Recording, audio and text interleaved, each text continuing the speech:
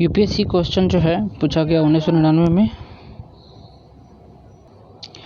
भारतीय संविधान मान्यता देता है, 1999 में पूछा गया क्वेश्चन है। केवल धार्मिक अल्पसंख्यकों का, केवल भाषाई अल्पसंख्यकों का, धार्मिक और भाषाई अल्पसंख्यकों का, धार्मिक भाषाई और नवजागृत अल्पसंख्यकों का। इसमें से कौन सा उत्तर सही है? तो हो जाएगा धार्मिक और भाषाई अल्पसंख्यकों का। अनुच्छेद 29 में ये बात लिखा हुआ है।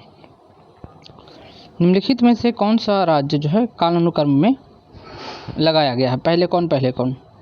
भारत का चौथा आम चुनाव, हरियाणा राज्य का बनना, मैसूर राज्य का बनना, नाम बदलकर कर्नाटक करना, मेघालय तथा त्रिपुरा राज्य को पूर्ण राज्य का दर्जा मिलना। इसमें से कौन सा उत्तर सही है? यह तो है, तो इसका सही उत्तर होगा, पहले होगा हरियाणा राज्य का बनना, फिर होगा भारत के आम चुनाव, फिर होगा मेघालय का तथा त्रिपुरा का बनना, और फिर होगा मैसूर राज्य का बनना। इस तरह से 2, 1, 4, 3 उत्तर सही है। आगे देखते हैं विस्तार से। हरियाणा राज्य का गठन 1966 ईस्वी में हुआ था। भारत का चौथा आम चुनाव 1967 में हुआ था। मेघालय और त्रिपुरा की पूर्ण राज्य का दर्जा 1971 में मिला था, और मैसूर राज्य का नाम बदलकर कर्नाटक 1973 में किया गया था। नेक्स्ट क्वेश्चन देखिए। निम्नलिखित में से कौन सा राज्य शब्द को सर्वोत्तम रूप से परिभाषित करता है? 2021 का पूछा हुआ क्वेश्चन है।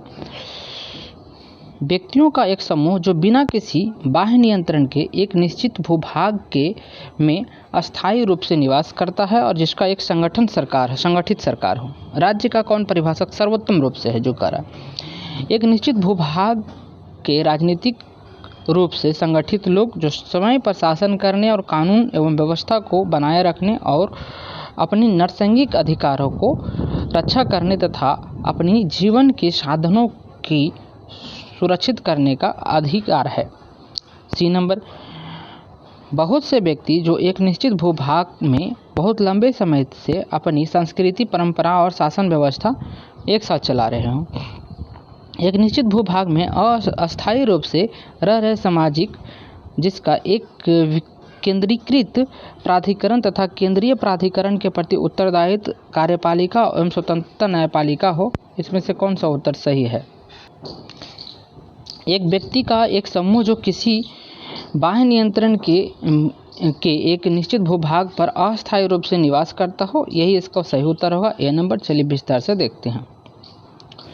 राजनीतिक विज्ञान में राज्य शब्द का एक अधिक विशिष्ट और निश्चित अर्थ है।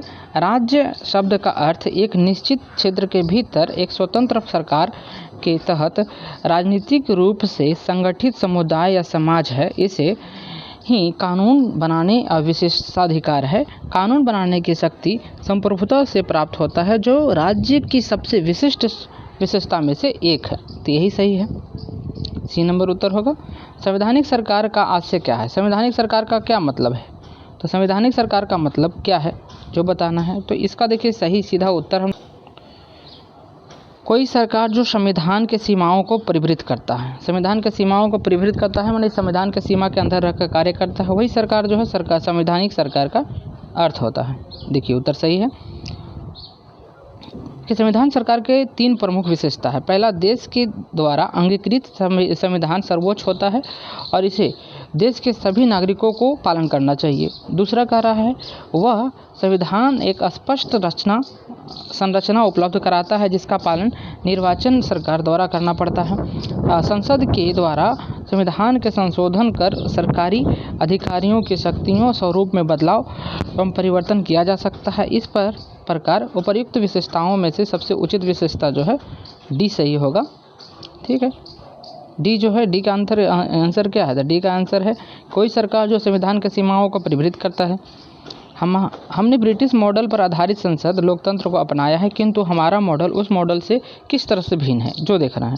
देखिए, जहाँ तक कि विधि निर्माण का संबंध है, ब्रिटिश संसद सर्वोपरि अथवा संप्रभु है, किंतु भारत में संसद की विधि निर्माण की शक्ति परिसीमित है। दूसरा देखिए, भारत में संसद के किसी अधिनियम के संशोधन के संवैधानिकता से संबंधित मामले उच्चतम न्यायालय द्वारा संविधान पीठ को भेजे जाते हैं। किस तरह से अलग है अपने के यहाँ? तो इसका सही उत्तर देखिए क्या होगा, 1 और 2 दोनों सही है। क्या कह रहा है कि इसमें कह रहा है संवैधानिक संबंधित मामले यदि जो कोई हो जाता है तो उसे व्याख्या करने का अधिकार किसको दिया है? उच्चतम न्यायालय को दिया गया है। ठीक है।